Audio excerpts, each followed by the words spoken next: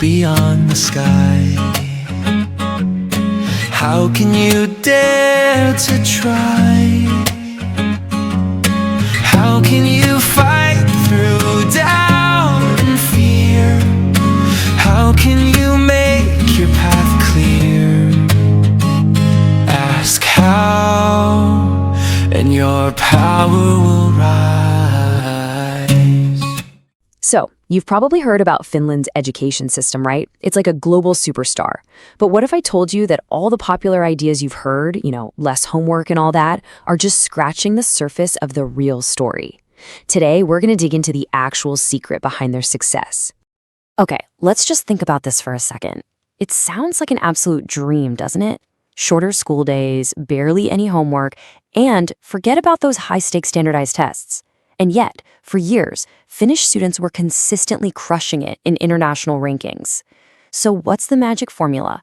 How in the world can they seem to do so much less and get so much more? Well, the answer isn't some flashy, new-age teaching fad or a high-tech gadget in the classroom. Nope. The real secret is actually buried deep in the country's history. It was born from the ashes of war, with one single powerful mission that has shaped pretty much every decision they've made ever since. To really get what Finnish schools are about today, we've got to rewind the clock all the way back to the end of World War II. The country was facing huge challenges, and its leaders knew they had to completely rebuild their society from the ground up. And they decided the most powerful tool they had to do it was education. Now, what's so interesting here is how their journey breaks down into two really distinct phases. First, from the 40s to the 80s, the government took really strong centralized control to build this new system. Then, from the 80s on, they kind of flipped the script, giving schools and teachers way more freedom to keep that system going. But notice the one thing that never changed, that idea of social justice. It's the common thread through it all. And this quote just perfectly captures their whole philosophy. Before all this, Finland's school system was basically a relic from the Middle Ages. You had separate schools for the rich and for the poor, which just locked in this rigid class system. So the new goal was, honestly, revolutionary. Use education to totally dismantle that old system and give every single kid an equal shot, no matter if they lived in a big city or on a remote farm. So if your big mission is total equality, how do you actually make it happen? Well, you start with the teachers. Finland made a very deliberate choice not to just hire people to follow a lesson plan, but to build a profession of highly respected, super autonomous experts.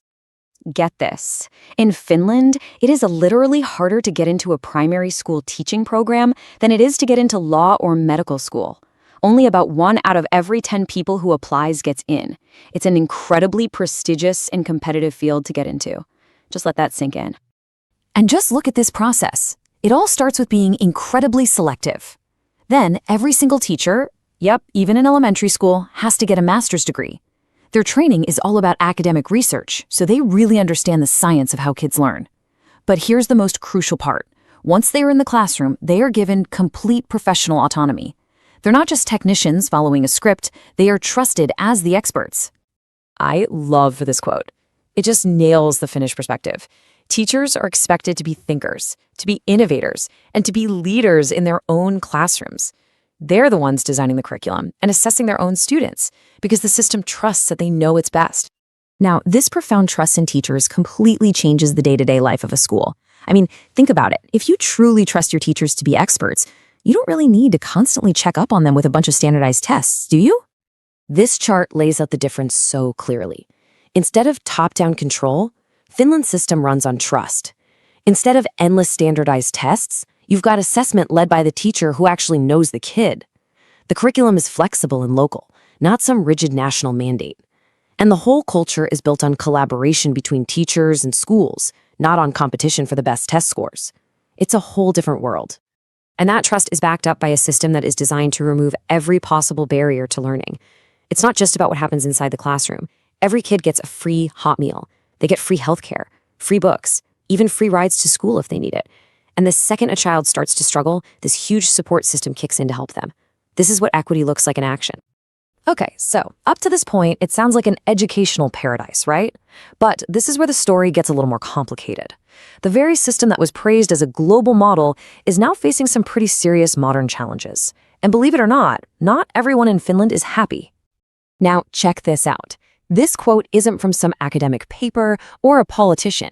It's from a Finnish person on Reddit literally warning people not to copy their current system. And this isn't just some random comment. It really reflects a growing concern that you can find inside Finland itself. And then you see a number like this, which is, well, it's truly shocking. Recent reports suggest that over a fifth of native Finnish boys are functionally illiterate after finishing their 9 years of required school. For a country that's famous for its amazing literacy rates, this is a massive red flag that something is going wrong. So what's happening? Well, some people on the inside argue that the very thing that was its greatest strength, that teacher autonomy, has now become a bit of a weakness.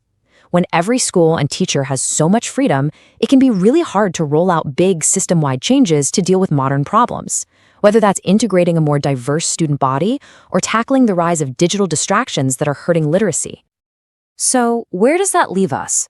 If the Finnish model isn't this perfect copy and paste solution, what is the real lesson we should be taking away from its incredible story? Here's the most important point. Finland's success was never about one single policy, like no homework. It was about a whole philosophy. It was a coherent system where every single part, teacher training, curriculum, school funding, social support, all of it works together towards the same big goals: social justice, trust, and equity. You can't just borrow one piece of the puzzle and expect it to work. And that brings us to our final question.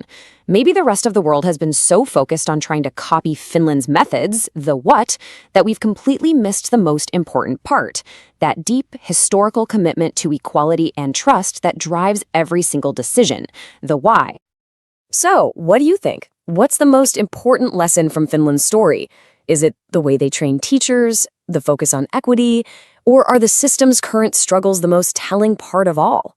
I'd love to know what you think, so drop your thoughts in the comments below. And of course, if this explainer helped you see things in a new light, please hit that like button and subscribe for more. Thanks so much for watching. I'll see you in the next explainer.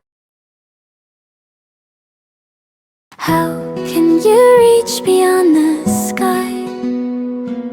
How can you dare to try?